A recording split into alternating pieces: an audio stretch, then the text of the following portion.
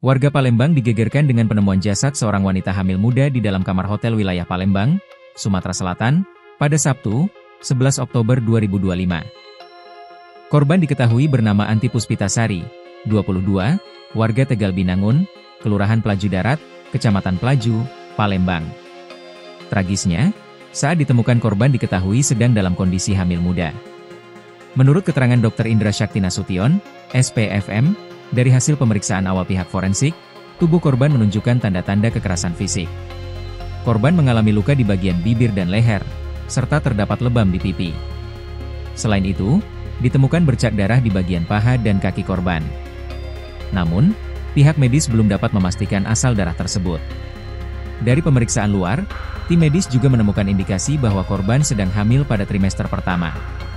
Lebih lanjut, Dr. Indra menduga bahwa tindakan kekerasan terhadap korban terjadi lebih dari 12 jam sebelum jasadnya ditemukan, mengingat bekas lebam sudah mulai memudar.